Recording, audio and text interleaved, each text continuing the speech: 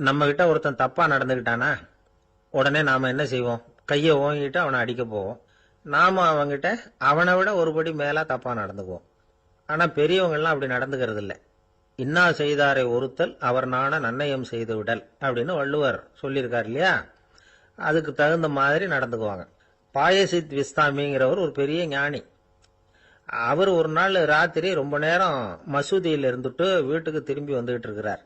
வழியில ஒரு குடிகாரன், அவன் கையில ஒரு இசை கருவி, அதை கண்ணா பின்னான்னு மீட்டிக்கிட்டு வாய்க்கு வந்தபடியே என்னத்தையோ பாட்டுன்னு நினைச்சுக்கிட்டு பாடிக்கிட்டு அவன் பாட்டுக்கு கிடக்குறான் வழியில. அதோட இருந்தாலும் பரவாயில்ல, அந்த பக்கமா வழியில போறவங்க வர்றவங்களை எல்லாம் பார்த்து கண்ணா பின்னான்னு திட்டிக்கிட்டு இருக்கிறான், ரொம்ப வளர்க்குறான். பாயசீத் பிஸ்தாமிங்கிற அந்த பெரியவர் அந்த வழியா போறார். அவனை பார்க்கிறார். அவனுடைய நிலைமைய பார்த்துட்டு பரிதாபப்படுறார். ஏன்பா இது மாதிரி எல்லாம் நடந்துக்கிற, இப்படி நடக்கலாமா அப்படின்னு ஏதோ கொஞ்சம் புத்திமதி சொல்றதுக்கு ஆரம்பிச்சார். அவனுக்கு கோபம் வந்துட்டுது. கையில வச்சிருந்த வாத்திய கருவி அதால ஓங்கி அந்த பெரியவர் தலையில ஒரு அடி கொடுத்தான். ரத்த காயம் ஏற்பட்டு போச்சு.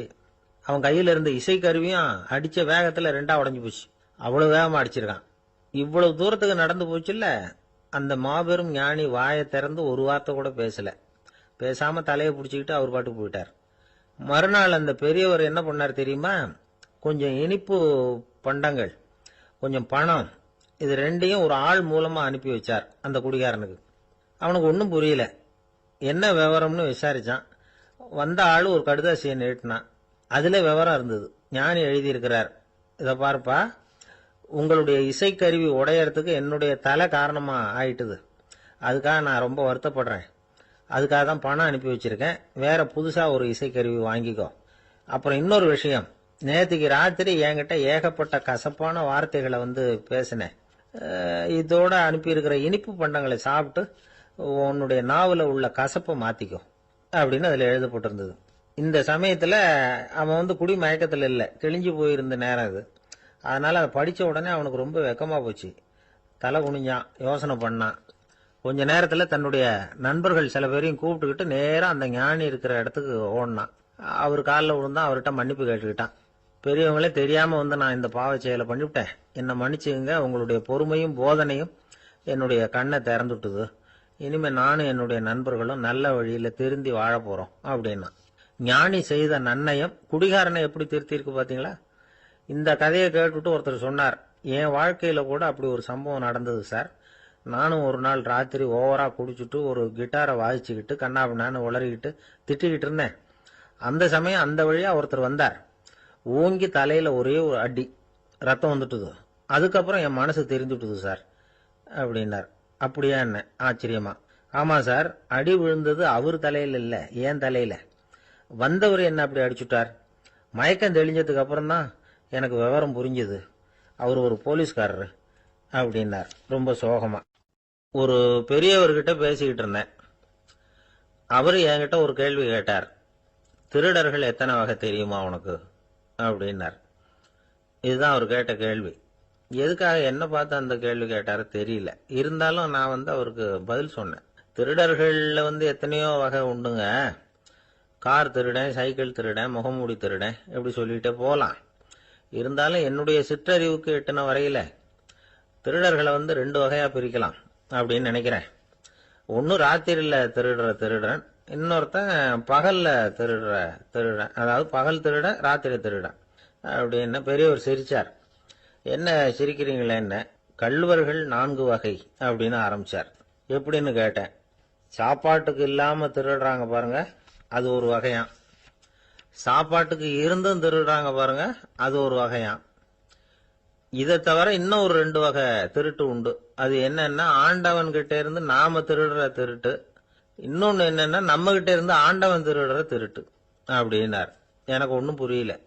என்ன சார் இது, ஆண்டவனையே திருடன்னு சொல்றீங்களே அப்படின்னு ஆச்சரியமா. ஆமாங்க, ஆண்டவனை கல்வன்னு சொல்றது இல்லையா?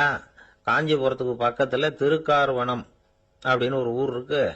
அங்க உள்ள பெருமாளுக்கு கல்வர்னு தான் பேரு. அது மட்டும் இல்ல, திருமங்கை ஆழ்வார் தம்முடைய திரு நெடுந்தாண்டகத்துல கார்வனத்துள்ளாய் கல்வா அப்படின்னு தான் அழைக்கிறார் அப்படின்னு நிறைய உதாரணம்லாம் சொல்ல ஆரம்பிச்சார். அதுக்கப்புறம் அவர்கிட்ட பேசி நான் புரிஞ்சுக்கிட்ட விவரங்களை தான் நான் இப்போ உங்ககிட்ட சொல்ல போறது.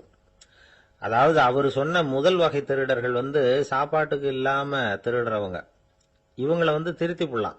சாப்பாட்டுக்கு இருந்தும் பணம் சேர்க்கணுங்கிற ஆசையால பொய் கணக்கெல்லாம் எழுதுறாங்க பாருங்க, அவங்க தான் 2வது வகை. 3வது வகை திருட்டு தான் மிகப்பெரிய திருட்டு. இறைவனுக்கு சொந்தமானதை நம்முடையதுன்னு நினைக்கிற திருட்டு. எது இறைவனுக்கு சொந்தமானது அப்படின்னா ஆத்மா. பகவானுக்கு சொந்தமான ஆத்மாவை நம்முடையதுன்னு நினைக்கிறது தான் அந்த மாபெரும் திருட்டு. இதுக்கு பேர் தான் ஆத்மாபகாரமா. சரி, இதுக்கு பரிகாரம் என்ன? எல்லாம் இறைவனுடையது, நமக்கு ஒன்றும் இல்லை அப்படின்னு நினைக்கிறது தான் இதுக்கு பரிகாரம். இதெல்லாம் இருக்கட்டும். 4வது திருட்டு ஒன்று சொன்னோம்ல, ஆண்டவன் நம்ம கிட்ட இருந்து திருடுறது. அது எப்படி? ஆண்டவனை கள்வன்னு சொல்றாங்க, அது சரி. அவர் என்னத்தை திருடினார்? இப்போ இன்னொருத்தருக்கு சொந்தமான ஒன்றை எடுத்து வச்சுக்கிறது தான் கள்ளத்தனம். ஆனா ஆண்டவன் எடுத்துக்கிட்டோம்னா இருக்கிறது எல்லாமே அவனுக்கு சொந்தம். அப்படி இருக்கிறப்போ அவரை எப்படி கள்வன்னு சொல்றது? இது என்ன புரியாம இருக்குதே அப்படின்னு சொல்லி பார்த்தா அதுக்கும் விளக்கம் சொல்றாங்க அவங்க. அதாவது ஆண்டவனுக்கு உருவமே கிடையாது, அரூபமா இருக்கிறவன், அதாவது உருவம் இல்லாம இருக்கிறவன். அப்படி உள்ள பகவான் நம்மள மாதிரி உருவத்துல இருக்கிறான். நம்மள மாதிரியே கையை காலு மூக்கெல்லாம் இருக்குது ஆண்டவனுக்கு. இந்த உருவம் நம்ம கிட்ட இருந்து திருடினது தானே. அவன் தன்னுடைய உண்மையான திருமேனியை நமக்கு காட்டாம, அதாவது தரிசனம் கொடுக்காம இருக்கிறது கள்ளத்தனம் தானே. அதனால்தான் இதுவும் ஒரு பெரிய திருட்டு, இருக்கிறதுலயே மிகப்பெரிய திருட்டு அப்படிங்கிறார். என்கிட்ட பேசிக்கிட்டு இருந்தாரு, இந்த விஷயம்லாம் சொல்லிட்டு இருந்தாரு இந்த பெரியவர். அதாவது திருட்ட ஆன்மீக நோகத்துல அவர் பார்க்கிறார். நம்ம பார்வையில இதை விட அபூர்வமான திருட்டுலாம் இங்க உண்டு. அபூர்வமான திருடர்களும் உண்டு. ஒரு திருடன் சிறையிலிருந்து விடுதலையாகி வெளியில போனான். கொஞ்ச நாள்ல மறுபடியும் திரும்பி ஜெயிலுக்கு வந்துட்டான். அப்போ சிறை அதிகாரி அவனுக்கு அறிவுரை சொன்னாராம். ஏன்பா இப்படி அடிக்கடி தப்பு பண்ணிவிட்டு ஜெயிலுக்கு வந்துடுறியே, உனக்கு சொந்த பந்தம் எதுவும் இல்லையா? உனக்கு அப்பா அண்ணன் தம்பிகள் அவங்க கூட எல்லாம் சேர்ந்து வாழணுங்கிற ஆசை இல்லையா அப்படின்னு கேட்டிருக்கார். அவங்களோட சேர்ந்து வாழணுங்கிற ஆசை எனக்கு நிறைய உண்டுங்க சார் அப்படின்னு அவன். அப்புறம் எதுக்கு இப்படி ஜெயிலுக்கு வந்துடுற அப்படின்னாரான் அவரு. அவங்க எல்லாருமே இங்கே தானே சார் இருக்காங்க அப்படின்னு அவன். அவர் ஒரு பெரிய குடும்பத்தில் பிறந்தவர். இருக்கிற சொத்துக்கள் எல்லாத்தையும் வாரி வழங்கிவிட்டு காட்டுக்கு புறப்பட்டார் தவம் செய்யறதுக்காக. இருந்தது பூராவும் கொடுத்துட்டார். இனிமே எதுவுமே இல்லை கொடுக்கறதுக்கு. அப்போ கடைசியா ஒருத்தன் கையை நீட்டினான். ஐயா ஏதாவது கொடுங்கன்னா. அவர் பார்த்தார். கட்டியிருக்கிற வேட்டியை தவிர வேற எதுவுமே இல்லை. 8 முழம் பட்டு வேட்டி, ஜரிகை கரையோடு இருக்குது. கடைசியா அதை தான் எடுத்து கட்டிக்கிட்டு அவர் புறப்பட்டுக்கிட்டு இருக்கிறார். அவர் பார்த்தார், எதிரில் அவன் பரிதாபமா நின்றுட்டு இருக்கிறான். அந்த 8 முழ வேட்டியை 2ஆ கிழிச்சார். 4 முழத்தை அவங்ககிட்ட கொடுத்துட்டு மீதி 4 முழத்தை தன்னுடைய இடுப்புல கட்டிக்கிட்டு அவர் காட்டுக்கு போயிட்டார். இவன் என்ன பண்ணான் தெரியுமா? கையில கிடைச்ச 4 முழத்தை எடுத்துக்கிட்டு கடை வீதிக்கு போனான். பழைய பட்டு வேட்டி ஜருகை இதெல்லாம் விலைக்கு வாங்குற வணிகர் ஒருத்தர் இருந்தார். அவர்கிட்ட போனான். இதை விலைக்கு எடுத்துக்கிறீங்களான்னு கேட்டான். அவர் வாங்கி பார்த்தார். ஆகா, ரொம்ப அருமையான வேட்டி, விலை வசந்த ஜருகை, இது ஏது உனக்குன்னு கேட்டார். அவன் நடந்ததை சொன்னான். அப்படின்னா ஒன்று செய்ய, இந்த வேட்டியோட இன்னொரு பாதியையும் மெதுவாக வாங்கிட்டு வந்துரு, உனக்கு நிறைய பணம் தரேன் அப்படின்னார் அந்த வணிகர். இவன் கொஞ்சம் யோசனை பண்ணி பார்த்தான். கொஞ்சம் இருங்க, தான் வந்துவிடுறேன் அப்படின்னு சொல்லிவிட்டு நேராக காட்டுக்கு போனான். அவர் எங்கே இருக்காருன்னு தேடி கண்டுபிடிச்சான். அவர் ஒரு இடத்துல தவக்கோலத்தில் இருக்கிறார். கட்டியிருந்த இடைவேட்டியும் அவரை அறியாமலே நழுவி கீழே விழுந்து கிடக்குது. இவனுக்கு ரொம்ப வசதியாக போச்சு. அவரை கேட்க வேண்டிய அவசியமே இல்லை. மெதுவாக சத்தம் போடாமல் அடிமேல அடி வச்சு நெருங்கினான். அவர் கண்ணை மூடிக்கிட்டு அவர் பாட்டு நின்றுக்கிட்டு இருக்கார். இவன் மெதுவாக போய் கீழே கிடந்த அந்த துணியை எடுத்துக்கிட்டு சத்தம் போடாமல் திரும்பி நடந்தான். அப்படி கொஞ்சம் தூரம் நடந்திருப்பான். அப்படி ஓட ஆரம்பிக்கிற சமயத்தில் அவன் காலில் கீழே கிடந்த முள்ளு ஒன்று நறுக்குன்னு தச்சு விட்டுது. வலி தாங்க முடியாமல் அம்மான்னு கத்திவிட்டான். இந்த சத்தத்தினால கண்ணை மூடி நின்றுகிட்டு இருந்த அவர் தவம் கலைஞ்சுது. மெதுவாக கண்ணை திறந்து பார்க்கறார். தன் இடையில இருந்த வேட்டி அவன் கையில் இருக்கு. இப்போ அவர் நினைக்கிறாராம், இந்த வேட்டி மேலே நான் வச்ச ஆசை அல்லவா அவனை திருடன் ஆக்கிவிட்டுது அப்படின்னு நினைச்சாராம். இது எப்பேற்பட்ட மனநிலைங்கிறத கொஞ்சம் யோசிச்சு பாருங்க. தான் ஒரு பொருள் மேல வைத்த பற்று இன்னொரு மனிதன் திருடனா ஆகிறதுக்கு காரணம் ஆயிட்டுதே அப்படின்னு நினைக்கிறார். அப்படி நினைச்ச அவர் யார் தெரியுமா? அவர் தான் மகாவீரர். இழந்துட்டேங்கிறியே, நீ என்னத்தை கொண்டு வந்த இங்க இழக்கிறதுக்கு? நீ என்னத்தை உண்டாக்குன இது அழிஞ்சுட்டுதுன்னு சொல்றதுக்கு? இது அவருடைய சிந்தனை. இன்னைக்கு நம்ம சிந்தனையெல்லாம் வேற மாதிரி இருக்குது. ஒருத்தன் நடுத்தெருவில் உட்காந்து அழுதுகிட்டு இருந்தான். அந்த வழியா வந்தவர் கேட்டார், ஏன்பா அழற அப்படின்னு கேட்டார். 5 ரூபா சார், இந்த இடத்துல விழுந்துட்டுது, ரொம்ப நேரமா தேடுறேன், கிடைக்காது போல இருக்கு அப்படின்னா. எப்போ தொலைஞ்சுது அப்படின்னு கேட்டார். அது எனக்கு தெரியாது சார், பணத்தை தொலைச்சவன் தேடி பார்த்துட்டு போயிட்டான், நான் அவனுக்கு பின்னாடி தேட வந்தவன் அப்படின்னு சொல்லிவிட்டு மறுபடியும் தேட ஆரம்பிச்சான். என்னுடைய நண்பர் ஒருத்தர் ஆழ்ந்த சிந்தனையில் இருந்தார். என்ன யோசனை பண்றீங்கன்னு கேட்டேன். தலைவர் ஆகணும்னு பார்க்குறேன், அதுதான் என்ன வழின்னு யோசிச்சுக்கிட்டு இருக்கேன்னார். நான் கூட அது மாதிரி யோசிச்சு பார்த்தேன், அதுக்கப்புறம் அந்த யோசனையை கை விட்டுட்டேன் அப்படின்னோம். ஏன்னு கேட்டார். அதுக்கான தகுதிகள் நமக்கு இல்லைங்கிறது புரியுது. அது நமக்கு புரியறத விட நம்ம விட மற்றவங்களுக்கு நல்லா புரிஞ்சு போச்சு, அதனால பேசாமல் கம்முன்னு இருந்துடுறது தான் நல்லது அப்படின்னோம். தலைவர் ஆகிறதுக்கு தகுதிகள் வேற உண்டோ அப்படின்னு கேட்டார். அவர் யதார்த்தமாக தான் கேட்குறார். நாங்கள் உடனே எங்ககிட்ட இருந்த ஒரு புஸ்தகத்தை எடுத்து அவர்கிட்ட கொடுத்தோம். படித்து பாருங்கன்னு. தலைவர் ஆகிறதுக்கு என்ன வழி அப்படிங்கிறத பற்றி அதில் போட்டிருக்கிறாங்க. முதல் வழி என்ன தெரியுமா? ஒரு 4 பேர் முன்னாடி இல்லைன்னா ஒரு கூட்டத்துக்கு முன்னாடி நீங்கள் பேச போகிறீங்க. அப்போ எப்படி ஆரம்பிக்கணும்னா, உண்மையான புகழ்ச்சி, நேர்மையான பாராட்டு, இதோடு ஆரம்பிக்கணும். எடுத்ததுமே அது சரியில்லை இது சரியில்லைன்னு பேசிகிட்டு இருக்கக்கூடாது. மக்களை பார்த்து நீங்கள் தான் தப்பு பண்ணிவிட்டீங்க அப்படின்னு நேரடியாக சொல்லக்கூடாது. தவறு இருந்தாலும் அதை மறைமுகமாக ஏதாவது கதை சொல்லி அதிலிருந்து அவங்க புரிஞ்சுக்கிற மாதிரி செய்யணும். அடுத்தவங்க பண்ண தப்பு என்னன்னு அலசறதுக்கு முன்னாடி நீங்கள் பண்ணின தப்பு என்னங்கிறத பற்றியே பேசுங்க. எதுக்கும் நேரடியாக உத்தரவு போட்டுக்கிட்டு இருக்கக்கூடாது. இதை நீங்கள் செய்யணும் அப்படின்னு சொல்கிறதுக்கு பதிலாக நீங்கள் இப்படி செஞ்சால் எப்படி இருக்கும் அப்படின்னு கேள்வி மாதிரி கேட்கணுமா. இப்படி கேட்டால் அது உத்தரவு மாதிரி தெரியாதான். அடுத்தவங்க மரியாதையை காப்பாற்றுறது மாதிரி பேசணுமா. உங்கள் பேச்சு இன்னொருத்தரை அவமானப்படுத்துறது மாதிரி இருக்கக்கூடாதான். ஏண்டா இவங்கிட்ட போய் மாட்டிக்கிட்டோம்னு யாரும் நினச்சிடக்கூடாது. ஒவ்வொரு சின்ன வளர்ச்சியையும் பாராட்டணும். வெற்றி சாதாரணமாக இருந்தாலும் பாராட்டாமல் இருந்துடக்கூடாது. பாராட்டும் பொழுது தாராளமாக இருக்கணும். குறை சொல்லும் பொழுது கவனமாக இருக்கணும். வாய்க்கு வந்தபடி பேசிவிட்டா அதுக்கப்புறம் வகையாக மாட்டிக்கிட்டு முழிக்க வேண்டியிருக்கும். நீங்கள் பேசுறது இன்னொருத்தருக்கு ஒரு கௌரவத்தையும் மரியாதையும் உண்டு பண்ணுறது மாதிரி இருக்கணும். நீங்கள் பேசுறது அடுத்தவங்களுக்கு இருக்கிற கொஞ்ச நெஞ்ச மரியாதையும் எடுத்து விடுறது மாதிரி இருக்கக்கூடாது. உங்கள் பேச்சை கேட்டால் கேட்குறவங்களுக்கு ஒரு ஊக்கம் வரணும், உற்சாகம் வரணும். தவறு எதுவாக இருந்தாலும் அதை சுலபமாக திருத்திக்கலாம், சரி பண்ணிக்கலாங்கிறது மாதிரி இருக்கணும் உங்கள் பேச்சு. அடுத்தவங்களை சந்தோஷப்படுத்துங்க. உங்கள் யோசனையை கேட்டு நடந்துக்கிறதுனால அந்த சந்தோஷம் அவங்களுக்கு கிடைக்கணும். இந்த தகுதியெல்லாம் உங்ககிட்ட இருந்தால் நீங்கள் ஒரு சிறந்த தலைவராகலாம் அப்படின்னு அந்த புஸ்தகத்தில் போட்டிருக்கு. இந்த காலத்தில் தலைவர் ஆகிறதுக்கு வேற சில தகுதிகள்லாம் கூட தேவைப்படுது. ஒரு புள்ள தன்னுடைய அப்பா கிட்ட, அப்பா உன்ன மாதிரியே நானும் அரசியலில் சேரணும், தலைவர் ஆகணும்னு ஆசைப்படுறேன், இன்னையிலேருந்து எனக்கு அரசியல் பாடம் கற்றுக் கொடு அப்படின்னு கேட்டிருக்கான். அவரும் சரின்னு சொல்லிவிட்டு ஒரு பெரிய ஏணியை எடுத்துகிட்டு வந்தாராம். ஒரு செவுத்தில் சாத்தினார்.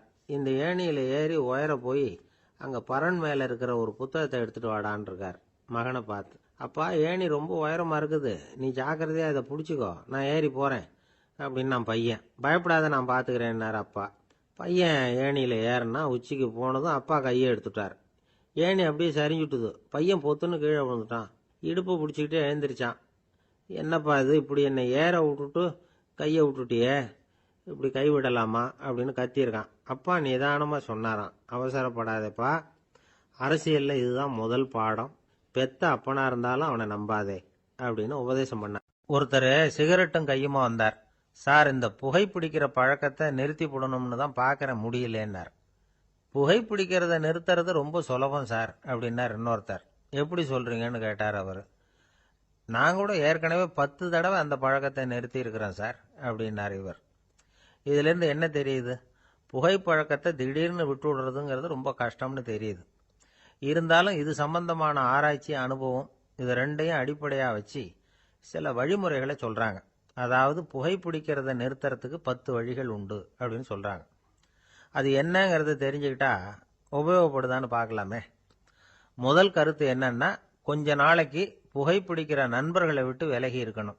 இதனால புகைப்பிடிக்கிற ஆசை குறையும். அந்த பழக்கத்தை மறுபடியும் ஆரம்பிக்கப்படாதுங்கிற எண்ணம் உறுதிப்படும்.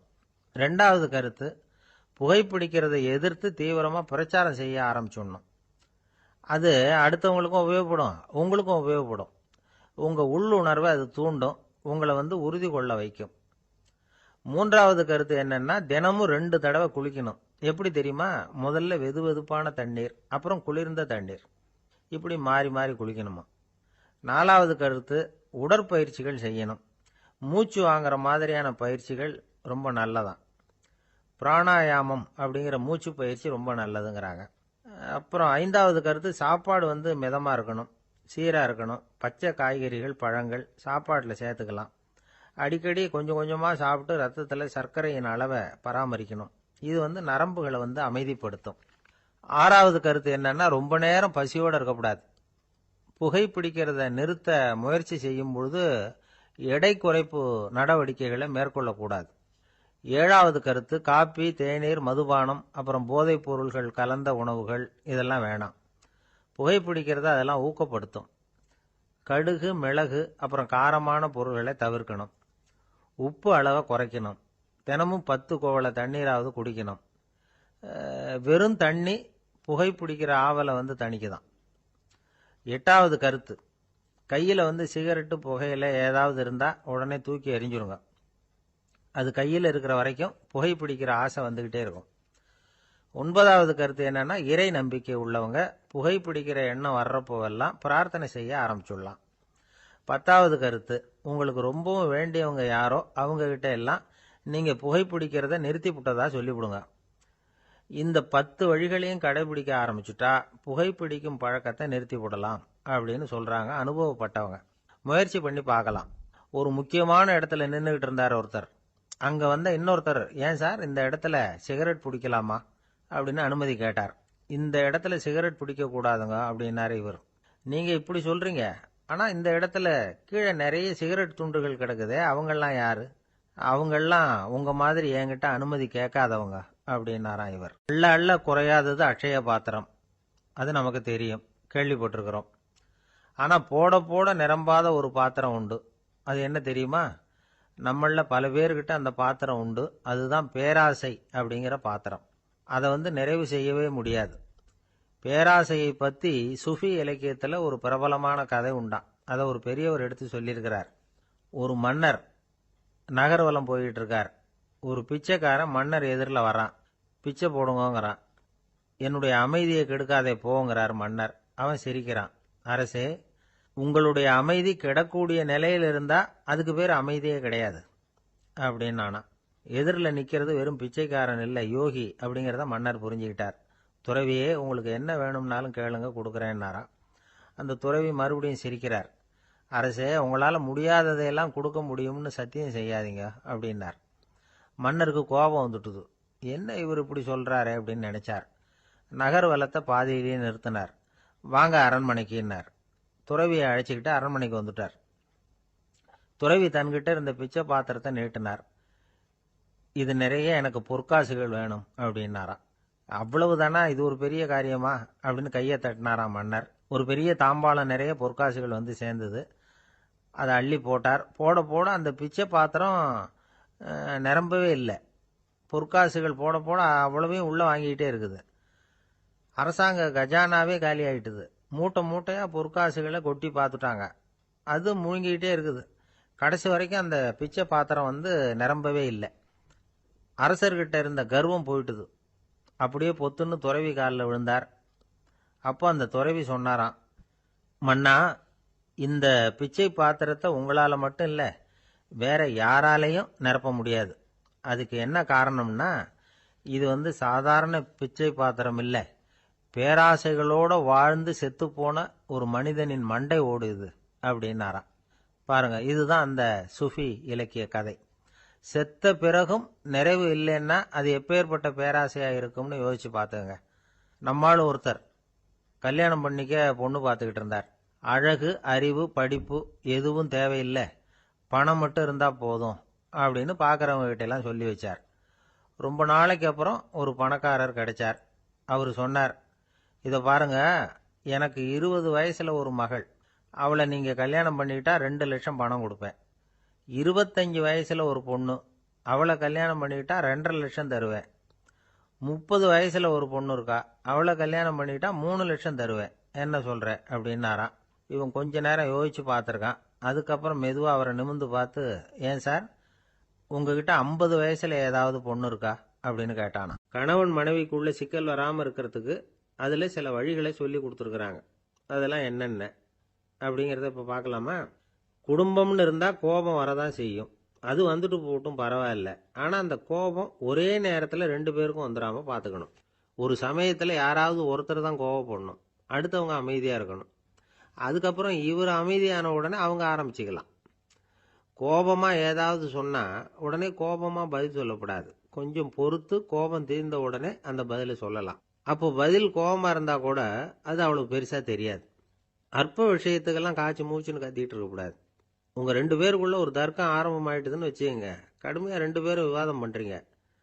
உங்களில் ஒருத்தர் இதுல ஜெயிக்கணும்னா அது நீங்களா இருக்க வேணாம், அடுத்தவங்க ஜெயிக்கிறதுக்கு நீங்க துணையா இருங்களேன். அப்படின்னா நீங்க கொஞ்சம் விட்டு கொடுக்கணும், அவ்வளவுதான். ஏதாவது குத்தம் சொல்லணுமா, செஞ்ச தப்பை சுட்டி காட்டணுமா, விமர்சனம் பண்ணணுமா, பண்ணுங்க, வேணான்னு சொல்லல. ஆனா சொன்னதை அப்படி சொல்றத கொஞ்சம் அன்பா இதமா சொல்லுங்க. எப்போ நடந்த தவறுகளை எல்லாம் இப்போ போய் மறுபடியும் ஞாபகப்படுத்திட்டு இருக்க வேண்டாம். நான் அப்பவே சொன்னேன் இந்த புடவை வேணாம்னு, நீங்க தான் கேட்கல, இப்போ பாருங்க கிழிஞ்சு போச்சு இப்படின்னு கத்துனாங்க ஒரு அம்மா. எப்போ சொன்னீங்கன்னு கேட்டால் ஒரு 10 வருஷத்துக்கு முன்னாடி தீபாவளி சமயத்தில் அப்படிங்கிறாங்க. அது என்ன இன்னும் அப்படியே புதுசாகவே இருக்கும்? உங்களுக்கு அவர் தான் பெருசு, அவருக்கு நீங்கள் தான் பெருசு. அதை விட இந்த உலகத்தில் வேற எதுவும் முக்கியம் இல்லைன்னு நினைக்கணும். நீ தான் என்னுடைய உலகம்னு எத்தனை தடவை சொல்லியிருப்பீங்க? அதெல்லாம் வெறும் வசனமாக போயிடக்கூடாது. ஏதாவது ஒரு பிரச்சனையை பற்றி கடுமையாக விவாதம் பண்ணிக்கிட்டு இருக்கீங்க, அதை அப்படியே பாதியில் விட்டுட்டு படுக்கைக்கு போயிடக்கூடாது. சொச்சத்தை நாளைக்கு பேசிக்கலாம்னு. அப்படி போனால் தூக்கம் வராது. பிரச்சனையை ஒரு முடிவு பண்ணிக்கிட்டு அதுக்கப்புறமா தூங்க போகணும். ஒரு நாளில் ஒரு தடவையாவது உங்கள் ஜோடியை பாராட்டி நல்ல விதமாக கனிவாக ஒரு வார்த்தை சொல்லணும் அப்படின்னு தீர்மானம் பண்ணீங்க. ஏதாவது தப்பு பண்ணிவிட்டீங்கன்னா பரவாயில்ல, அதை ஒத்துக்கிறதுக்கும் மன்னிப்பு கேட்கறதுக்கும் தயாராக இருக்கணும். அது ஒன்றும் கேவலம் கிடையாது. வீட்டுக்குள்ளே தானே கேட்க போகிறீங்க, வெளியில் யாருக்கு தெரிய போதும்? எப்படியோ உங்களுக்குள்ள ஒரு சமரசம் ஆனால் சரிதான். ஒரு தகராறுன்னு எடுத்துக்கிட்டா குறைஞ்சபட்சம் அதுக்கு 2 பேர் தேவை. தனியாகவே உட்காந்துக்கிட்டு நான் இப்போ தகராறு பண்ணிகிட்டு இருக்கிறேன் அப்படின்னு யாரும் சொல்ல முடியாது. 2 பேர் தகராறு பண்ணுறாங்கன்னா பொதுவாக அந்த 2 பேரில் யார் அதிகமாக பேசுகிறாங்களோ அவங்க பேரில் தான் தப்பு இருக்கும். அதை மனசில் வச்சுக்கணும். இதெல்லாம் தான் அந்த புத்தகத்தில் போட்டிருக்கிற வழிமுறைகள். இவ்வளவும் சரியா வரலன்னா அப்புறமா சொல்லுங்க, வேற புத்தகம் ஏதாவது இருக்கான்னு தேடுவோம். அமெரிக்க ஜனாதிபதி ஆப்ரஹாம் லிங்கன் ஒரு நாள் தன்னோட கோச்சு வண்டியில் தலைநகரான வாஷிங்டனுக்கு போயிட்டு இருக்கிறார். கோச்சு வண்டி ஒரு சாலையில் போயிட்டு இருக்கு. அந்த சாலைக்கு ஒரு பக்கத்தில் பயங்கரமான சதுப்பு நிலம். சதுப்பு நிலம்னா அது புதைகுழி, புதை மணல்ங்கிறோம்ல, அது மாதிரி. அந்த சதுப்பு நிலத்தில் யாராவது மாட்டிக்கிட்டா அவ்வளவுதான், ஆளை கொஞ்சம் கொஞ்சமாக உள்ள அமுக்கிவிடும். தப்பிச்சு கரையேறது கஷ்டம். அப்படிப்பட்ட நிலம் அது. ஆப்ரஹாம் லிங்கன் ஏதோ ஒரு முக்கியமான அரசாங்க வேலையாக போயிட்டு திரும்பி வந்துக்கிட்டு இருக்கிறார். அதனால் அந்த சமயத்தில் அவர் விலை உசந்த ஆடைகளை அணிஞ்சிருக்கிறார். அப்படி அவர் அந்த கோச்சு வண்டியில் வந்துக்கிட்டு இருக்கிறாரு. அந்த சமயத்தில் ஒரு காட்சி அவர் கண்ணில் பட்டுட்டுது. என்ன தெரியுமா? ரோட்டுக்கு பக்கத்தில் இருந்த சதுப்பு நிலத்தில் ஒரு இளம் பன்றிக்குட்டி சிக்கிக்கிட்டு தவிச்சுக்கிட்டு இருக்குது. பரிதாபமாக கத்திக்கிட்டு இருக்குது. அதை பார்த்தார் லிங்கன். அவருக்கு என்ன மாதிரி ஆயிட்டுது. உடனே வண்டியை நிறுத்த சொன்னார். கீழே இறங்கினார். தன்னோட விலை உசந்த ஆடைகளை பற்றி லட்சியம் பண்ணவே இல்லை. தனக்கே ஆபத்து வரலாம்ங்கிறத பற்றியும் கவலைப்படலை. தான் ஒரு குடியரசுத் தலைவருங்கிறத பற்றியும் அவர் நினச்சி பார்க்கல. நேராக அந்த சதுப்பு நிலம் பக்கமாக போனார். அந்த சேத்துல இறங்கி பன்றிக்குட்டியை காப்பாற்றி கரைக்கு கொண்டுட்டு வந்து சேர்த்துட்டார். அதுக்கப்புறம் நிம்மதியாக கோச்சு வண்டியில் ஏறி வெள்ள மாளிகைக்கு வந்து சேர்ந்தார். ட்ரெஸ்ஸு, உடம்பு பூரா சேறு சகதி. பார்க்குறவங்களுக்கெல்லாம் ஆச்சரியமாக போச்சு. அவங்களுக்கு ஒன்றும் புரியல. இவர் நேராக ட்ரெஸ்ஸு மாற்றிக்கிறதுக்காக போனார். கோச்சு வண்டி ஓட்டிகிட்டு வந்தவங்கிட்ட போய் எல்லாரும் கேட்டாங்க என்ன ஆச்சு அப்படின்னு. அவர் வர்ற வழியில் நடந்த விவரத்தை சொன்னார். ஆப்ரஹாம் லிங்கனுடைய இந்த இறக்க குணத்தை எல்லாரும் பாராட்டினாங்களாம், புகழ்ந்தாங்களாம். ஆனால் இதுக்கு லிங்கன் என்ன பதில் சொன்னார் தெரியுமா? தயவு பண்ணி இந்த புகழ்ச்சியான பேச்சையெல்லாம் ஒதுக்குங்க, அதெல்லாம் வேணாம். அந்த சின்ன பிராணி சகதியில் மாட்டிக்கிட்டு துடிச்சிக்கிட்டு இருந்தது. அதை பார்த்தேன். உடனே என்னுடைய இதயத்தில் ஒரு முள்ளு தைச்சது மாதிரி ஒரு உணர்வு. அந்த முள்ளை பிடுங்கி எறிஞ்சேன், அவ்வளவுதான். உண்மையில் அந்த பிராணிக்கு நான் உதவினேங்கிறத விட எனக்கு ஏற்பட்ட இன்னலை போக்கிட்டேன் அப்படிங்கிறது தான் உண்மை. அதுதான் பொருத்தம். அப்படி இருக்கிறப்போ இதில் புகழறதுக்கு என்ன இருக்குது அப்படின்னாரு ஆபிரகாம் லிங்கன். எவ்வளவு யதார்த்தமான வார்த்தைகள் பாருங்க. இந்த காலத்தில் நம்மளையும் பல பேர் அப்படி உண்டு. நீச்சல் தெரியாத ஒரு ஆள் தண்ணியில் இறங்கிட்டான். தண்ணி ஆழம்ங்கிறது அப்புறமா தான் தெரிஞ்சுது. தத்தளிக்க ஆரம்பிச்சுட்டான். வாழ்னு கத்துறான். கரையில் நின்றுட்டு இருந்த ஒருத்தர் இதை பார்த்தார். உடனே அவருக்கு இதயத்தில் முள்ளு தைச்சது மாதிரி ஒரு உணர்வு. உடனே குபீர்னு தண்ணியில் பாஞ்சார். அவரை காப்பாற்றி கரைக்கு கொண்டுட்டு வந்து சேர்த்தார். இதை பார்த்துக்கிட்டு இருந்த இன்னொருத்தர் காப்பாற்றின அந்த ஆளை பாராட்டி புகழ்ந்தார். என்ன புகழாதீங்க சார் அப்படின்னார் அவர். ஏன்னு கேட்டார் இவர். நான் அந்த ஆளை ஏன் காப்பாற்றினேன் தெரியுமா? அவன் நேற்றுக்கு என்கிட்ட 300 ரூபா கடன் வாங்கியிருக்கிறான். இவன் தண்ணியில் போட்டான்னா நான் கொடுத்த கடனும் தண்ணியில் போடும். அதனால தான் விழுந்து காப்பாற்றினேன் அப்படின்னா அந்த ஆள். ஒருத்தர் இருக்கார், நல்ல உத்தியோகத்தில் தான் இருக்கிறார். ஆனால் எப்போ பார்த்தாலும் முகத்தை வெறுப்பாக வச்சிருப்பார். அப்படியே வருவார் போவார். ஏன் சார் இப்படி இருக்கிறீங்க அப்படின்னு விசாரித்தோம். ஏன்டா இந்த வேலைக்கு வந்தோம்னு இருக்கு சார் அப்படின்னார். உங்கள் வேலை உங்களுக்கு பிடிக்கலையா அப்படின்னு கேட்டோம். இல்லைன்னார். இப்படிப்பட்டவங்க வெற்றிகரமான வாழ்க்கை வாழ முடியாது. இது நிபுணர்கள் கருத்து. வேலையை நேசிக்க தெரிந்தவர்கள் வெற்றி பெறுவார்கள் அப்படிங்கிறாங்க அவங்க. எந்த துறையாக இருந்தாலும் சரி, அந்த துறையில் வெற்றிகரமாக இருக்கிறவங்கள விசாரித்து பாருங்கள். எனக்கு என்னுடைய வேலை ரொம்ப பிடிக்கும் அப்படின்னு சொல்கிறவங்களாக தான் இருப்பாங்க. அப்படி இருந்தால் தான் அது வெற்றிகரமாக இருக்க முடியுது அவங்களால. ஒருத்தனுக்கு பிடித்தமான பொழுதுபோக்கே அவனுடைய தொழிலாக இருந்துட்டுதுன்னா அவனை மாதிரி கொடுத்து வச்சவன் வேற யாரும் இல்லை அப்படிங்கிறார் பெர்னாட் ஷா. ஒரு தடவை மன்னர் ஹுமாயூன் உயிரை தண்ணீர் முண்டு ஊற்றுகிற தொழிலாளி ஒருத்தர் காப்பாற்றினாராம் அந்த ஹுமாயூன் உயிரை. உடனே மன்னர் கேட்டிருக்கார், உனக்கு என்ன வேணும்னாலும் கேளு தரேன், உயர் பதவி வேணுமா அப்படின்னு கேட்டாராம். மன்னா, மக்களின் தாகம் தீர்க்கக்கூடிய இந்த பணியை விட உயர்ந்தது உண்டா அப்படின்னாராம் அந்த தொழிலாளி. அவரால் அவருடைய வேலையை நேசிக்க முடிஞ்சுது. அதனால் மகிழ்ச்சியாக இருக்க முடிஞ்சுது. நாமெல்லாம் அப்படி இல்லை. வேலை கிடைக்கிற வரைக்கும் கிடைச்சா போதும் அப்படின்னு இருக்கோம். கிடைச்சதுக்கப்புறம் ஏன்டா இந்த வேலைக்கு வந்தோம்னு ரொம்பவும் அழுத்துக்குவோம். சரி, நாம் இருக்கிற இடத்துல நாம் வெற்றிகரமாக இருக்க வழி உண்டா அப்படின்னா உண்டுன்னு சொல்கிறாங்க. அதாவது மன இயல் நிபுணர்கள் இருக்கிறாங்க இல்லையா, அவங்க அதுக்கு முக்கியமாக 6 வழிகள் சொல்கிறாங்க. நீங்கள் ஒரு அலுவலகத்தில் வேலை பார்க்குறவரா அப்படின்னா இதை கேளுங்க. அதாவது உங்கள் மேலதிகாரி எதிர்பார்ப்புக்கு தகுந்த மாதிரி உங்கள் வேலை இருக்குதா? அப்படி இல்லைன்னா முதல்ல உங்கள் வேலையின் தரம் உயரணும். உங்களுக்கு மேலே கீழே வேலை பார்க்குற பணியாளர்கள்கிட்ட நல்ல விதமாக பழகிறீங்களா? அந்த உறவு முறையில் ஏதாவது குறை இருந்தால் அதை கண்டுபிடிச்சி சரி பண்ணுங்க. நம்பிக்கைக்கு உரியவர் அப்படின்னு நீங்கள் பேர் எடுக்கணும். நீங்கள் எடுக்கிற முடிவு நல்ல முடிவாக தான் இருக்கும் அப்படின்னு அடுத்தவங்க சொல்லணும். உங்கள் தோற்றத்துக்கு முக்கியத்துவம் கொடுங்க. இது மனம் உடல் ரெண்டும் சம்பந்தப்பட்டது. அதனால் மனசையும் ஆரோக்கியமாக வச்சுருக்கணும், உடம்பையும் ஆரோக்கியமாக வச்சுருக்கணும். உங்களுடைய நிர்வாகம் செயல்படுற விதத்தை நல்லா புரிஞ்சு வச்சுக்கணும். உங்களுடைய நிர்வாகம் இப்போ ஒரு காரியம் செய்யுதுன்னு வச்சுங்க, ஏன் அப்படி செய்யுது, எதுக்காக அப்படி செய்யுது, அதனுடைய குறிக்கோள் என்ன, அது நீடிக்கிறதுக்கு காரணம் என்ன, இதையெல்லாம் தெரிஞ்சுக்கணும். சிரிப்புக்கு வஞ்சகம் பண்ணக்கூடாது. நல்லா சிரிக்கணும், அப்போ தான் அது திரும்ப கிடைக்கும். கடந்த கால தோல்வியை பற்றி கவலைப்படக்கூடாது. முதலாளி விருப்பம் தெரிஞ்சு நடந்துக்கிறது நல்லது தான். அதுக்காக காக்கா பிடிக்கணுங்கிற அவசியம் இல்லை. உங்களுக்கு ஒரு பொறுப்பான வேலை கிடைக்குது, உடனே சத்தம் குழப்பம் அப்படின்னு சூழ்நிலையை இறுக்கமாக ஆக்கிடக்கூடாது. எந்த சூழலையும் இயல்பாக கையாளக்கூடியவர் அப்படிங்கிறத காட்டணும். இதெல்லாம் உங்கள் துறையில் நீங்கள் வெற்றி பெற நிபுணர்கள் சொல்கிற யோசனைகள். இவ்வளவு விவரமும் சொல்லிவிட்டு ஒருத்தரை பார்த்து கேட்டோம், இப்போ சொல்லுங்க, நீங்கள் செய்கிற வேலை உங்களுக்கு பிடிச்சிருக்குதா அப்படின்னோம். ரொம்ப ரொம்ப பிடிச்சிருக்குது அப்படின்னார். சரி, என்ன செஞ்சிட்டு இருக்கிறீங்க அப்படின்னு கேட்டோம். சும்மா தான் இருக்கிறேன் அப்படின்னார். ஒருத்தர் ரொம்ப அவசரமாக போயிட்டு இருந்தார். எங்கே சார் போகிறீங்கன்னு கேட்டோம். எனக்கு வேண்டியப்பட்ட ஒருத்தருக்கு குழந்தை பிறந்திருக்கிறதாக செய்தி வந்திருக்கு, அதுதான் ஆஸ்பத்திரிக்கு போயிட்டுருக்கேன், பார்த்துட்டு வரலாம்னு அப்படின்னார். அப்படின்னா கொஞ்சம் இப்படி உட்காருங்க அப்படின்னோம். சில விவரமெல்லாம் சொல்கிறேன், கேட்டுக்கிட்டு போங்க அப்படின்னோம். உட்காந்தார். அப்புறம் சொல்ல ஆரம்பித்தோம். புதுசாக பிறந்திருக்கிற ஒரு குழந்தைய பார்க்க போகிறதுன்னா அது சாதாரண விஷயம் இல்லை. அதில் ரொம்பவும் கவனமாக நடந்துக்கணும். புது குழந்தைக்கு நோய் சுலபமாக தொற்றும். முக்கியமாக காற்று மூலமாக பரவுற நோய்கள் சுலபமாக வந்துடும். அதனால் நமக்கு உடம்பு சரியில்லைன்னா குழந்தைய விட்டு கொஞ்சம் தள்ளியே இருக்கிறது தான் நல்லது. பெரியவங்களை பொறுத்த வரைக்கும் சாதாரணமாக உள்ள ஒரு கிருமி கூட குழந்தைய பொறுத்த வரைக்கும் ரொம்ப மோசமான ஒரு கிருமியாக இருக்கும். சில வெளிநாடுகளில் எப்படி தெரியுமா, பிறந்த குழந்தை தூங்கிக்கிட்டு இருக்கிற ஒரு ரூமுக்கு போகணும்னா போகிறவங்க முகமூடி போட்டுக்கணும், காலணிகளை மாற்றிக்கணும், அவ்வளவு சுத்தமாக உள்ளே போய் பார்த்துட்டு வரணும். பொதுவாக சில ஆஸ்பத்திரிகளில் பார்த்தீங்கன்னா பார்வையாளர்கள் நேரத்தில் விசிட்டிங் ஹவர்ஸ் தாயை விட்டு குழந்தைய தனியாக பிரித்து வச்சுருவாங்க. எதுக்குன்னு நினைக்கிறீங்க? அந்த நேரம் பல பேர் வருவாங்க போவாங்க, அவங்க கை கால் சுத்தமாக இருக்காது. சுத்தம் இல்லாத கைகள் மூலமாக கிருமிகள் பரவும்.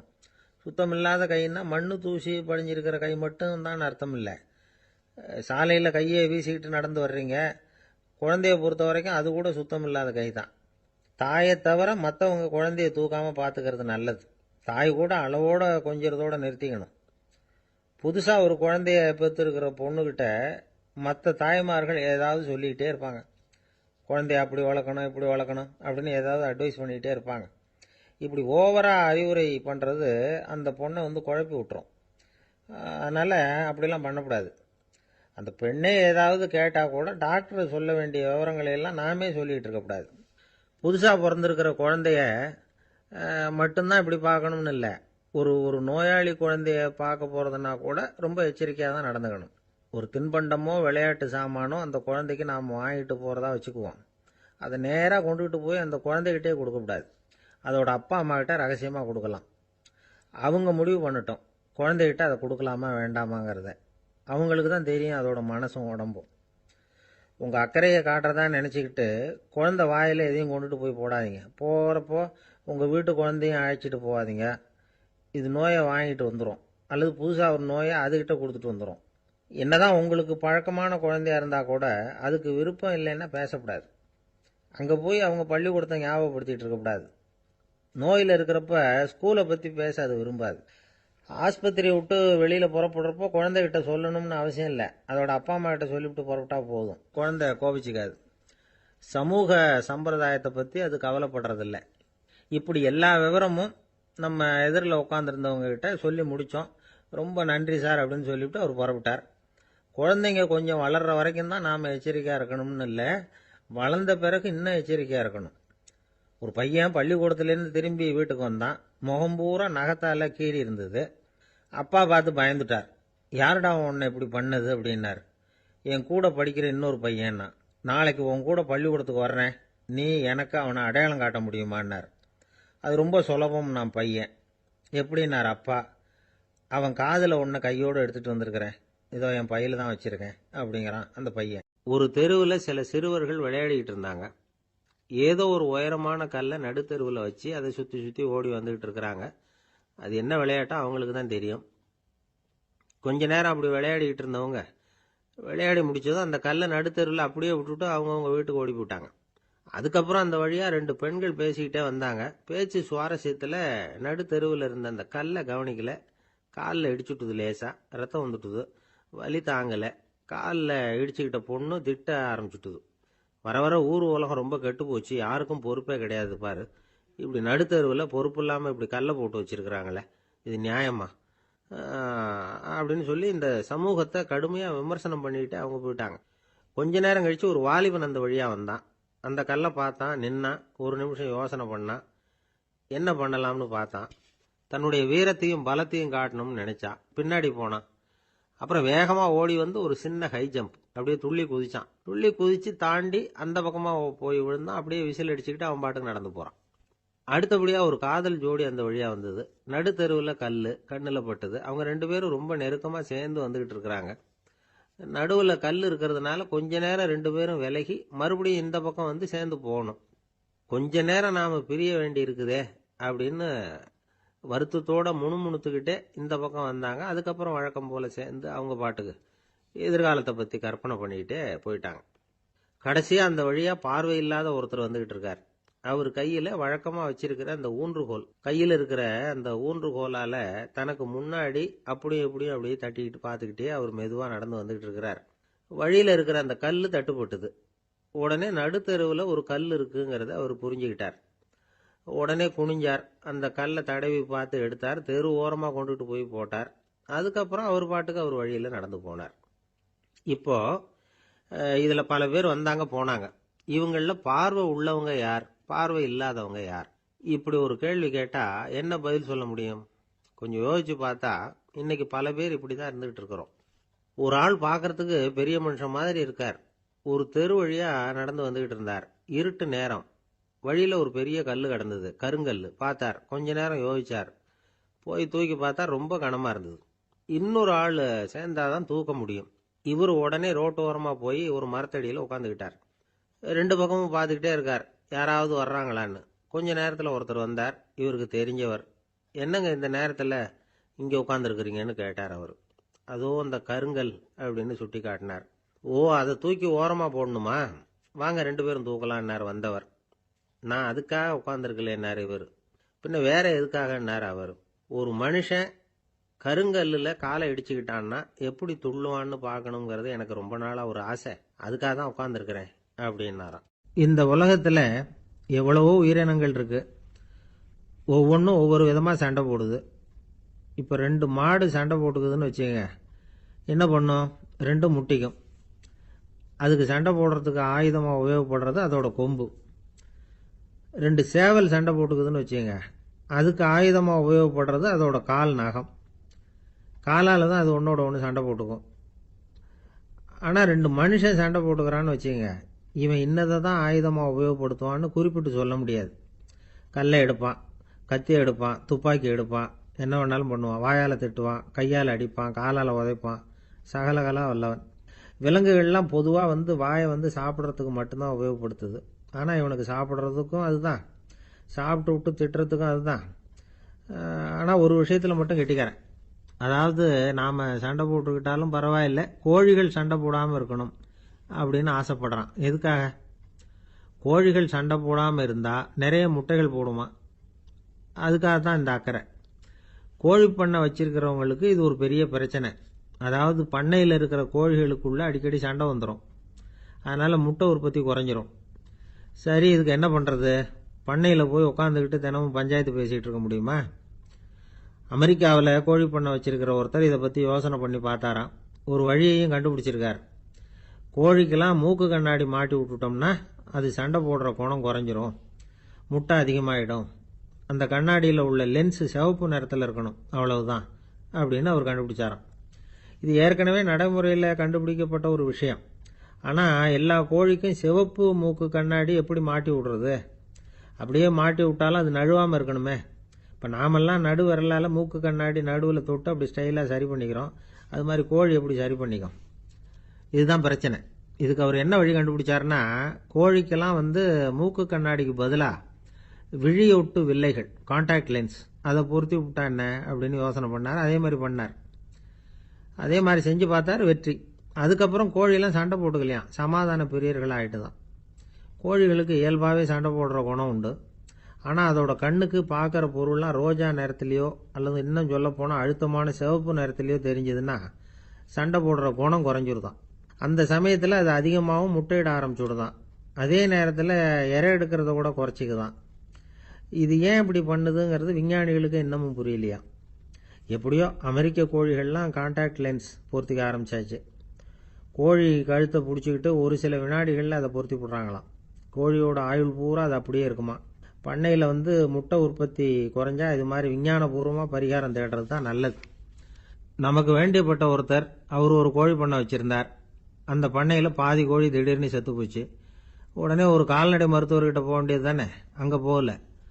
உள்ளூரில் மந்திரம் பண்ணிக்கிட்டு இருந்த ஒரு சாமியார்கிட்ட போனார். அவர் காலில் விழுந்தார். சாமி, என் பண்ணையில் பாதி கோழி செத்து போட்டுதுன்னார். சாமியார் யோசனை பண்ணார். சரி, பண்ணையில் வாசப்படி கிழக்கு பக்கமாக வச்சிருக்கியா மேற்கு பக்கமாக வச்சிருக்கியான்னு கேட்டார். கிழக்கு பக்கமாக இருக்குன்னார் அவர். அதுதான் தப்பு, மேற்கு பக்கமாக அதை மாற்று, சரியாக போடும்னாராம். அதே போல் அவர் போய் மாற்றிவிட்டார். அப்பவும் பாதி செத்து போச்சு. மறுபடியும் சொன்னார், சாமி மறுபடியும் பாதி கோழி செத்து போட்டுதேன்னார். சரி, கூரை எப்படி போட்டிருக்க, ஓடு போட்டிருக்கியா இல்லை கீத்து போட்டிருக்கியான்னார். ஓடு போட்டிருக்கேன்னாராம் அவர். அதுதான் தப்பு, கீத்து போட்டுரும், சரியாக போடும்னாராம். சரின்னு போய் அதையும் மாற்றி பார்த்தார். மறுபடியும் போயிட்டுது, கோழி செத்து போச்சு. வந்தார். மறுபடியும் பாதி செத்து போச்சு சாமின்னு வந்தார். இவரும் யோசனையை மாத்தி மாத்தி சொல்லிட்டே இருக்கிறார். இப்படி அவரும் மாத்தி மாத்தி பார்த்தார். 6வது தடவையா அவரை தேடிட்டு வந்தார். அந்த சமயத்துல இவர் ரொம்ப தீவிரமா யோசனை பண்ணி பார்த்துட்டு, அது சரிப்பா, நீயும் என்கிட்ட சளைக்காம வந்துகிட்டு இருக்கிற, நானும் யோசனை சொல்லிட்டு இருக்கேன். இப்பவும் உங்ககிட்ட சொல்றதுக்கு என்கிட்ட யோசனை நிறைய இருக்கு.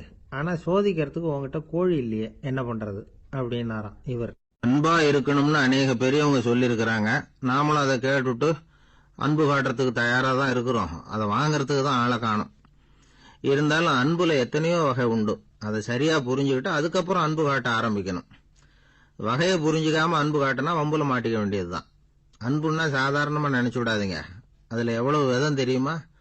இரக்கம், கருணை, காருண்யம், பந்துத்துவம், பட்சம், பாசம், நேசம், விசுவாசம், அபிமானம், காதல், பக்தி, இப்படி பல விதமா அதை பத்தி சொல்லி வச்சிருக்கிறாங்க பெரியவங்க.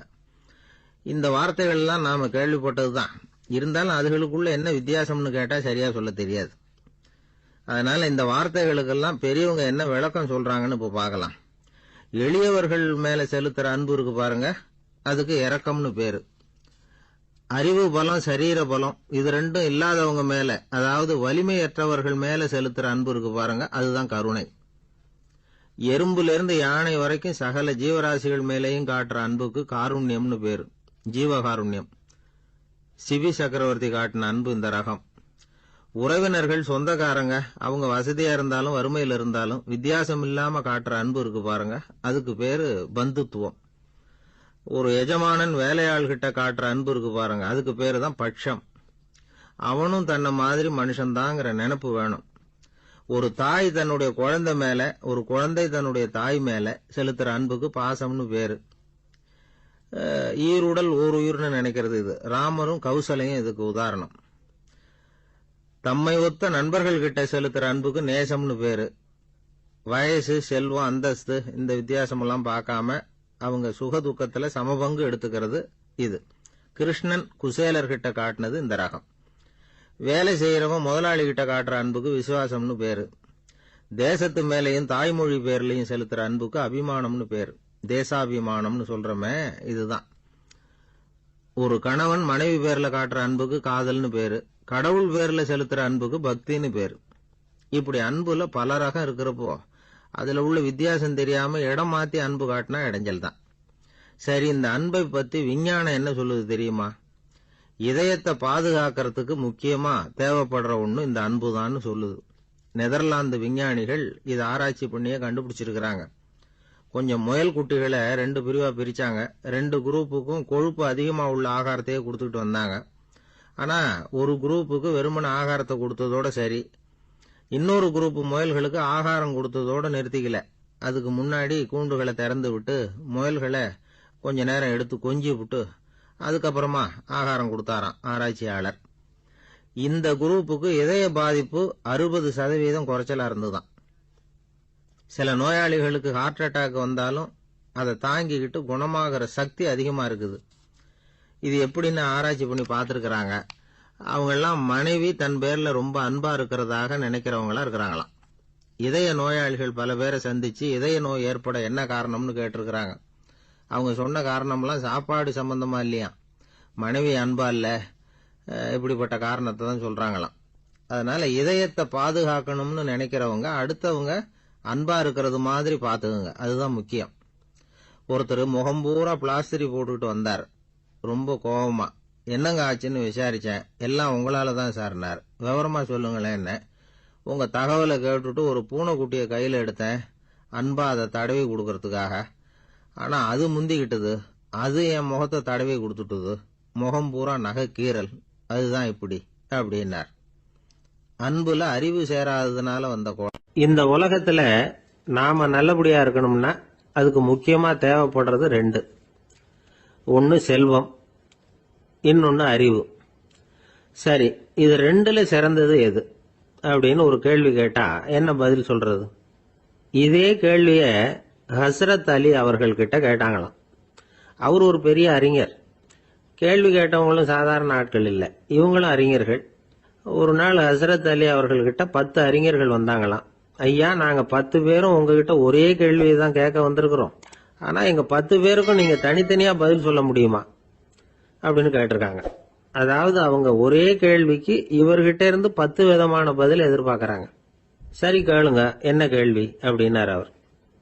அப்பதான் அவங்க கேட்டாங்களாம், செல்வம் அறிவு இது ரெண்டுல சிறந்தது எது? இதுதான் கேள்வி. ஹஸ்ரத் அலி என்ன பண்ணார் தெரியுமா? அவங்கள ஒவ்வொருத்தரா கூப்பிட்டார். ஒவ்வொரு விதமான பதில சொல்லி அனுப்புனார். முதல்ல ஒருத்தரை கூப்பிட்டார், சொன்னார், அறிவுங்கிறது தீர்க்கதரிசிகள், ஞானிகள், மகான்கள் இவங்களோட பரம்பரை சொத்து. ஆனா செல்வம்ங்கிறது கொடுங்கோலரின் ஆயுதம். அதனால அறிவு தான் சிறந்தது அப்படின்னார். ரெண்டாவது ஆளை கூப்பிட்டார். உங்ககிட்ட செல்வம் இருந்தா நீங்க தான் அதை காப்பாற்றணும். ஆனா அறிவு உங்களை எப்பவும் காப்பாற்றும். ஆகவே அறிவு தான் சிறந்தது அப்படின்னார். மூணாவது ஆளை கூப்பிட்டார். செல்வந்தனுக்கு எப்போதும் விரோதிகள் அதிகம். ஆனா அறிஞனுக்கு நண்பர்கள் அதிகம். அதனால அறிவு தான் சிறந்ததுன்னார். அடுத்தவரை கூப்பிட்டார். செல்வம் அடுத்தவங்களுக்கு கொடுக்க கொடுக்க குறையும். ஆனா கல்விங்கிறது அதிகரிச்சுக்கிட்டே வரும், கொடுக்கறதுனால குறையாது. அதனால அறிவு தான் சிறந்ததுன்னார். இன்னொருத்தரை கூப்பிட்டார். அறிவுள்ளவன் எப்பவும் அதை அடுத்தவங்களுக்கு வாரி வழங்கிக்கிட்டே இருப்பான். அதனால அவங்ககிட்ட தாராளத்தன்மை இருக்கும். ஆனா செல்வந்தன் கிட்ட கஞ்சத்தனம் தான் இருக்கும். அதனால அறிவு தான் சிறந்ததுன்னார். ஆறாவது நபரை கூப்பிட்டார். செல்வத்தை கள்வர்கள் திருடிட்டு போக முடியும். ஆனா அறிவை அப்படி திருடிட்டு போக முடியாது அப்படின்னார். ஏழாவது நபரை கூப்பிட்டார். செல்வம் கால ஓட்டத்துல அழிஞ்சிரும். ஆனா அறிவை கால ஓட்டம் ஒன்றும் பண்ண முடியாது. ஆகவே அறிவே சிறந்ததுன்னார். எட்டாவது ஆளை கூப்பிட்டு சொன்னார், செல்வத்துக்கு எப்பவும் எல்லை உண்டு, நிறை உண்டு, அளவு உண்டு, கணக்கு உண்டு. ஆனா அறிவுக்கு அப்படிப்பட்ட எல்லை எதுவும் கிடையாது. அதனால அதுதான் சிறந்ததுன்னார். அடுத்தவனை கூப்பிட்டார். செல்வம் உள்ளத்துல உள்ள ஒளியை போக்கிவிடும், இருட்டை உண்டாக்கிவிடும், விரிந்த மனப்பான்மையை குறுகலாக்கிவிடும். ஆனா அறிவு அப்படி இல்லை. இருண்ட உள்ளத்துல ஒளியை பாய்ச்சி அதை விசாலப்படுத்துது. அதுதான் சிறந்ததுன்னார். கடைசியா 10வது நபரை கூப்பிட்டார். செல்வம் மனசுல செருக்கை உண்டாக்குது, ஆணவத்தை ஏற்படுத்துது. அதனால நானே கடவுள்னு நினைக்கிற அளவுக்கு மனுஷனை தாழ்த்தி விடுது. ஆனா அறிவு பணிவையும் பண்பாட்டையும் வளர்க்குது. அதனால அறிவு தான் சிறந்ததுன்னார். ஆக இப்படி 10 பேருக்கும் 10 விதமா பதில் சொன்னது மூலமா ஹஸ்ரத் அலி அவர்கள் அறிவு தான் செல்வத்தை விட சிறந்தது அப்படிங்கறதுக்கு 10 காரணங்களை சுட்டி காட்டியிருக்கார். அந்த அறிஞர் 10 பேர் கேட்ட ஒரே கேள்விக்கு 10 பதில் சொன்னார். நமக்கு வேண்டிய ஒருத்தர் 10 பேர் கேட்ட கேள்விக்கு ஒரே பதில் சொல்லி சமாளிச்சார். கேள்வி என்ன தெரியுமா? என்கிட்ட வாங்கின கடனை எப்பயா திருப்பி கொடுக்க போற? இதுதான் அந்த 10 பேரும் கேட்ட ஒரே கேள்வி. இந்த மாசம் 26ஆம் தேதி தந்துடுறேன் அப்படிங்கிற ஒரே பதில சொல்லி அவ்வளவு பேரையும் இவர் அனுப்பி வச்சுட்டாராம். எல்லாரும் போனதுக்கு அப்புறம் இவரை தனியா கூப்பிட்டு கேட்டிருக்கிறாங்க. அது என்ன சார் கணக்கு, 26ஆம் தேதி அன்னைக்கு என்ன அதிசயம் நடக்க போகுது அப்படின்னு கேட்டிருக்காங்க. அதிசயம் அன்னைக்கு இல்ல, அதுக்கு முத நாளே நடக்க போகுதுன்னாராம். விவரமா சொல்லுங்கன்னு இருக்காங்க. வேற ஒண்ணும் இல்லைங்க, 26ஆம் தேதி தானே எல்லாரையும் வர சொல்லி இருக்கிறேன். அதுக்கு முத நாளே நான் புறப்பட்டு தலைமறைவாயிட போறேன் அப்படின்னாராம் ரொம்ப பெருமையா. 2 பேர் சுவாரஸ்யமா பேசிட்டு இருக்கிறப்போ குறுக்க புகுந்து தொந்தரவு பண்றதுக்குன்னே சில பேர் இருப்பாங்க. அது ரொம்ப இடைஞ்சலா இருக்கும். இதே மாதிரி மின்காந்தம் கூட குறுக்க புகுந்து தொந்தரவு பண்ணும். கடைசியில் அது ஒரு பெரிய இடைஞ்சல கொண்டாந்து விட்டுரும். சில வீடுகளில் கேபிள் கனெக்ஷன் இல்லாம சில தனியார் டிவி காட்சிகள் தெரியும். அதுக்கு என்ன காரணம்னா இந்த மின்காந்த குறுக்கீடு தான் காரணம். இதைத்தான் சுருக்கமா EMI அப்படின்னு சொல்றாங்க. அதாவது எலக்ட்ரோ மேக்னெட்டிக் இன்டர்ஃபியரன்ஸ். இது ஏற்படக்கூடிய இடங்கள் எது எதுன்னு எடுத்துக்கிட்டா அது ஒரு பெரிய பட்டியலாவே போயிடும். இந்த EMI தொந்தரவு கேபிள் டிவியில மட்டும்தான் இல்ல, ராக்கெட் ஏவுதளத்துல உள்ள ரேடார்கள், அங்க உள்ள சில சக்தி வாய்ந்த தொலைத்தொடர்பு சாதனங்கள், விமான தளங்கள்ல உள்ள ரேடார்கள், கப்பல் தளங்கள்ல பொருத்தப்பட்டிருக்கக்கூடிய சக்தி வாய்ந்த ஆண்டனாக்கள், இப்படி நிறைய சொல்லலாம். காவல் நிலையங்கள்ல பயன்படுத்தப்படுகிற வயர்லெஸ் தொடர்பு சாதனங்கள் கூட ஓரளவுக்கு இந்த மின்காந்த அலைகளை வெளியிடும். நம்ம வீட்டில் உட்காந்துக்கிட்டு ரேடியோ கேட்டுக்கிட்டு இருப்போம் அல்லது டிவி பார்த்துக்கிட்டு இருப்போம். அந்த சமயத்துல பக்கத்து தெருவில் ஒரு மோட்டார் சைக்கிள் அல்லது காரு, குறிப்பா பெட்ரோல் இன்ஜின், அது போறப்ப அதுல உள்ள மின்கலத்துல அதாவது மேக்னெட்டோ பேட்டரியில இருந்து வெளிப்படுகிற மின்காந்த அலை இங்க டிவியிலையும் ரேடியோவிலையும் கரகரப்பு உண்டு பண்ணும். சரி, இது பெருசா என்ன இடைஞ்சல உண்டு பண்ணிட போகுது அப்படின்னு நாம அலட்சியமா நினைக்கலாம். வயசானவங்களுக்கு மறதி நோயின்னு ஒண்ணு வரும்ல, அல்ஷமீர், அதாவது மூளையில உள்ள செல்கள் செயலிழந்து போயிடுறது. அது செய்ய வேண்டிய வேலையை மறந்துடும். மனைவியே எதிரில் நின்னா கூட உன்னை எங்கேயோ பார்த்தது மாதிரி தெரியுதே அப்படின்னு சொல்லிட்டு இருப்பாங்க. அப்படி ஒரு மறதி. இந்த விசித்திரமான நோய்க்கு இதுவரைக்கும் மருந்தே இல்லைன்னு வேற சொல்றாங்க. இந்த மைக்ரோ ஓவன் அப்படின்னு சொல்லக்கூடிய சமையல் அடுப்புகள் கூட மின்காந்த அலைகளை வெளியிடுது. சமயத்தில் சில தொழிற்சாலைகள்ல கூட பெரிய விபத்துக்களை இந்த இஎம்ஐ உண்டு பண்ணிவிடும். இதை பத்தி தீவிரமா சிந்திக்க ஆரம்பிச்சதே ஒரு விபத்துக்கு பிறகுதான். அமெரிக்காவுக்கும் வியட்நாமுக்கும் இடையில போர் நடந்தது. அந்த சமயம் அமெரிக்காவுக்கு சொந்தமான விமானம் தாங்கி கப்பல் ஒண்ணு வியட்நாமை தாக்கிறதுக்கு தயாரா ஏவுகணைகளோட கடல்ல நிறுத்தி வைக்கப்பட்டிருந்தது. தற்செயலா அந்த பகுதியில கப்பல் தொலைத்தொடர்பு பகுதிக்கு அருகில ஊடுருவிய இந்த சக்தி வாய்ந்த ரேடியோ அலைகள் ஏவுகணையில இருந்த மின்னணு சர்க்கியூட்டை பூர்த்தி செஞ்சு வச்சுட்டுது. அவ்வளவுதான், ஏவுகணை அங்கேயே வெடிச்சு செதறி போச்சு. 130 பேர் அந்த இடத்திலேயே உடல் கருகி செத்து போட்டாங்க. ஏகப்பட்ட பொருள்கள் நாசம். இந்த விபத்துக்கான காரணம் என்னங்கிறத உடனடியா யாராலையும் கண்டுபிடிக்க முடியல. ரொம்பவும் கடுமையா முயற்சி பண்ணி கடைசியா கண்டுபிடிச்சாங்க, இது இந்த இஎம்ஐ வேலை தான் அப்படின்னு. மின்னணு தொலைபேசிகள் இருக்கு, இதுல பேசும்பொழுது நம்ம காதை அதாவது செவியை ஊடுருவக்கூடிய மின்காந்த அலையானது மூளைக்கு போய் அங்க மூளை கட்டிகளை உருவாக்க ஊக்கம் கொடுக்குது அப்படின்னு வேற கண்டுபிடிச்சிருக்கிறாங்க. இந்த இஎம்ஐ ரொம்ப குறைஞ்ச மின்காந்த அழுத்தத்துல நமக்கு எந்த பாதிப்பையும் ஏற்படுத்துறது இல்லை. மின்காந்த அலைகள் அழுத்தத்தோட இருக்கிற இடங்கள்ல ரொம்ப நேரம் இருந்தோம்னா நம்ம உடம்பின் வெப்பநிலை 2 டிகிரி செல்சியஸ் வரைக்கும் அதிகரிக்குதாம். அதனால வெப்பநிலையை சீராக்கிறதுக்கு இதய துடிப்பும் அதிகரிக்குது. இப்படிலாம் கண்டுபிடிச்சிருக்கிறாங்க. இப்பெல்லாம் இந்த மின்காந்த குறுக்கீடுகளை தடுக்கிறது எப்படி அப்படின்னு விஞ்ஞானிகள் யோசனை செய்ய ஆரம்பிச்சிருக்கிறாங்க.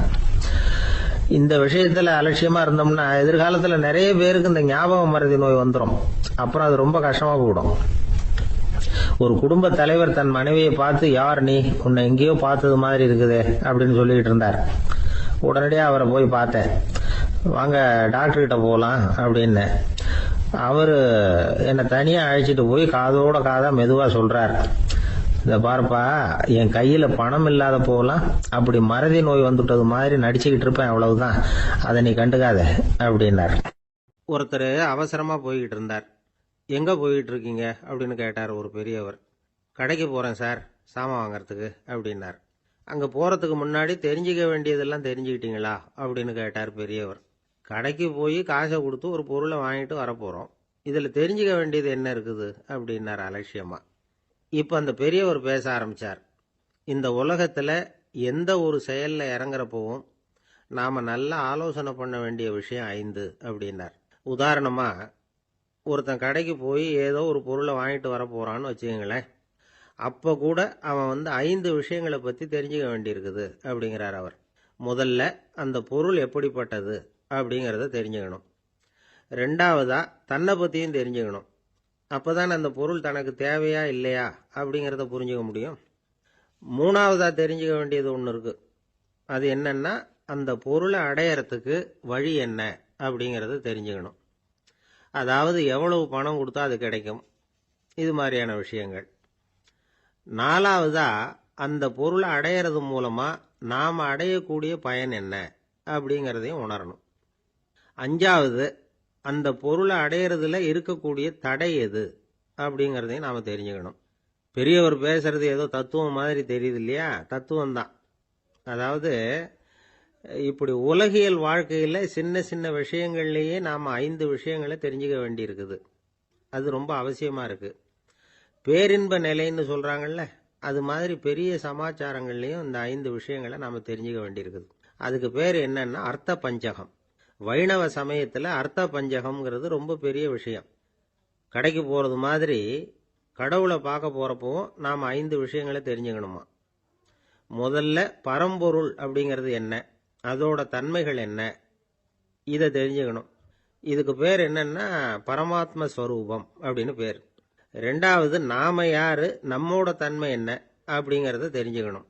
நான் யாருன்னு எனக்கே தெரியலங்கிறப்போ இதை நான் சொல்றேன்னு இது என்னுடையதுன்னு சொல்றது தப்பு தானே. அப்புறம் மூணாவது விஷயம், பரம்பொருளை நாம் அடையறதுக்கு வழி எது, இது தெரிஞ்சுக்கணும். இது உபாய ஸ்வரூபம் அப்படின்னு பேர். நாலாவது விஷயம், நாம் அடைய வேண்டிய பயன்கள் என்ன அப்படிங்கறது தெரிஞ்சுக்கிறது. இதுக்கு புருஷார்த்தம் அப்படின்னு பேர். அஞ்சாவது, அந்த பயனை அடைய விடாமல் தடுக்கிற தடைகள் யாவை அப்படிங்கறது தெரிஞ்சுக்கிறது. இது விரோதி ஸ்வரூபம். இதைத்தான் தடையியல் அப்படின்னு சொல்றாங்க.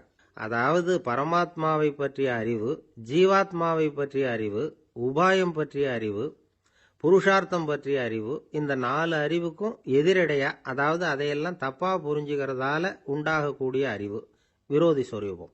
என்ன இது தகவல்ல ஏதாவது கதை சொல்லுவீங்கன்னு பார்த்தா ஏதோ தத்துவம் பேசிட்டு இருக்கிறீங்களே அப்படின்னு நினைக்கலாம். இதுவும் தெரிஞ்சுக்க வேண்டிய ஒரு பெரிய விஷயம்தான். காதல போட்டு வச்சா எப்போவாவது உபயோகப்படும். என்னுடைய நண்பர் ஒருத்தர் ஒரு நாள் என்கிட்ட சொன்னார், சார், அடுத்த மாசம் தஞ்சாவூர்ல ஒரு கல்யாணம், போறதா வேண்டாமா அப்படின்னு ஒரே குழப்பமா இருக்கு அப்படின்னார். நான் உடனே இந்த அர்த்த பஞ்சக உபதேசம் பண்ண ஆரம்பிச்சேன். அவர் எல்லாத்தையும் பொறுமையா கேட்டுட்டு, சரி சார், நான் போறதுன்னு முடிவு பண்ணிவிட்டேன்னார். எப்படி இந்த முடிவுக்கு வந்தீங்க அப்படின்னு கேட்டேன். அவர் சொன்னாரு, சார், அந்த 2வது பாயிண்ட் ஒன்று சொன்னீங்களே, அதை புரிஞ்சுக்கிட்டதுக்கு அப்புறம்தான் இந்த முடிவுக்கு வந்தேன் அப்படின்னார். என்ன 2வது பாயிண்ட்னு? அதாவது தன்னை பத்தி புரிஞ்சுக்கணும் அப்படின்னு சொன்னீங்க. உடனே என்னை பத்தி புரிஞ்சுக்கிட்டேன், நான் யாருங்கிறது எனக்கு தெரிஞ்சுது, உடனே போறது தான் நல்லதுன்னு முடிவு பண்ணிவிட்டேன்னார். நீங்க யாருன்னு கேட்டேன். நான் தான் சார் அந்த கல்யாணத்துல தாலி கட்ட வேண்டிய மாப்பிள்ளை அப்படின்னார். ஐயா, என்னுடைய நூல் வெளியீட்டு விழாவுக்கு அவசியம் நீங்க வரணும் அப்படின்னு கூப்பிட்டார் ஒருத்தர். எப்போ வரணும்னு கேட்டேன். அடுத்த வாரம்னார்.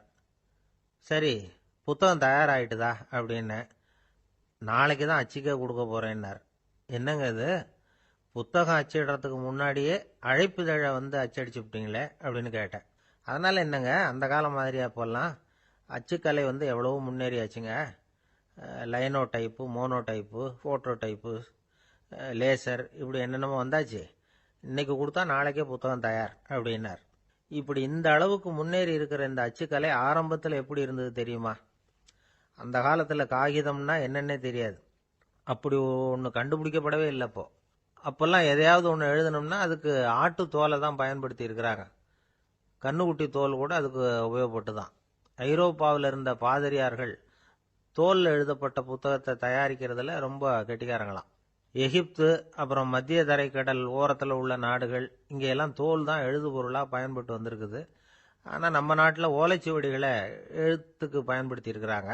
எழுதுறதுக்கு தோலை பயன்படுத்தினவங்க பிறகு பேப்பரைஸ் அப்படிங்கிற கோரை புல்லை அதுக்கு பயன்படுத்தினாங்களாம். இதெல்லாம் அப்படி கொஞ்சம் கொஞ்சமாக கண்டுபிடிச்சிட்டு வந்திருக்கிறாங்க. அந்த புல்லை கச்சிதமாக நறுக்க வேண்டியது, நல்லா பதப்படுத்த வேண்டியது, அதுக்கப்புறம் அதில் எழுத வேண்டியது, அவ்வளவுதான்.